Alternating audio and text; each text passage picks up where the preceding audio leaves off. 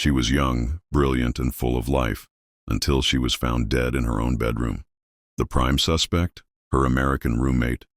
It was supposed to be the adventure of a lifetime.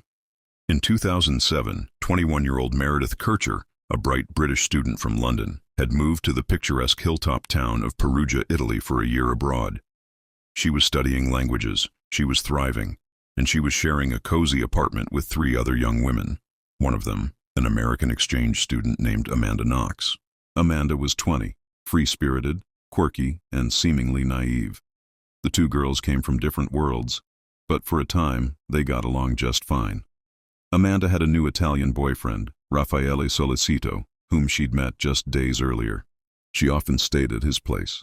Meredith, on the other hand, was more reserved. Then came November 1st, 2007. It was the day after Halloween. The apartment was unusually quiet. Amanda said she had spent the night at Raphael's. When she returned to the apartment the next morning, something felt wrong. A window was smashed. There were traces of blood in the bathroom, and Meredith's door was locked. Amanda called the police. What they found inside Meredith's room changed the course of their lives forever. Meredith was lying on the floor, partially covered by a duvet. Her throat had been slashed. Blood soaked into the mattress. Her bedroom showed signs of a brutal struggle. Her phones had been tossed into a neighbor's yard, and yet there was no sign of forced entry. Nothing had been stolen. Amanda's behavior in the hours that followed shocked investigators.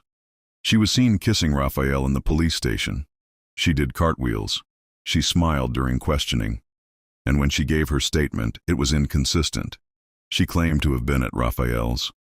Then later, she said she heard Meredith screaming while another man was in the house. That man, she said, was Patrick Lumumba, her boss at a bar where she worked. Police arrested Amanda, Raphael, and Patrick within days. The media swarmed in like vultures. The Italian tabloids branded Amanda as Foxy Knoxy, a manipulative seductress with a dark side. But weeks later, DNA evidence cleared Patrick, and someone else entered the picture. Rudi Guede, a 20-year-old man from the Ivory Coast with a troubled past, had fled to Germany after the murder.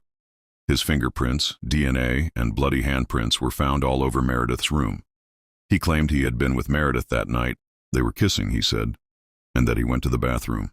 When he came back, someone else had attacked her. He panicked and fled. But despite this, Amanda and Raphael remained behind bars. The trials that followed were a spectacle. Every move, every word, every facial expression of Amanda Knox was dissected in public. Prosecutors painted a wild story of a drug-fueled, sexually motivated game gone wrong. A love triangle, a ritualistic killing, a house of horrors. But there was no physical evidence linking Amanda or Raphael to the crime scene. No DNA, no fingerprints, just circumstantial behavior, and a confession Amanda claimed was coerced after hours of police pressure and no legal support. Still, in 2009, both Amanda and Raphael were found guilty. Amanda was sentenced to 26 years in prison. Raphael got 25. Rudi Guede, tried separately, was sentenced to 30 years, later reduced to 16. But the case didn't end there. Over the next 8 years, appeals, retrials, and court reversals continued. In 2011, Amanda and Raphael were acquitted after an appeals court found the evidence to be unreliable. Amanda returned home to Seattle, but in 2013, the Italian Supreme Court overturned the acquittal and ordered a new trial. The nightmare wasn't over. Then finally, in 2015, Italy's highest court fully exonerated both Amanda and Raphael. The court admitted what many had suspected all along. There had been stunning flaws in the investigation. The prosecution's theory had crumbled. But by then, the damage was done. Meredith's family had lost their daughter. Amanda had spent 4 years in an Italian prison, and the world still couldn't agree. Was she innocent? Or had she just played her part to perfection? Rudi Guede served 13 years. He was quietly released in 2021.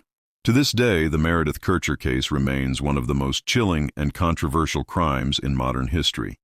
A story of tragedy, culture clash, media frenzy, and a justice system tested to its limit.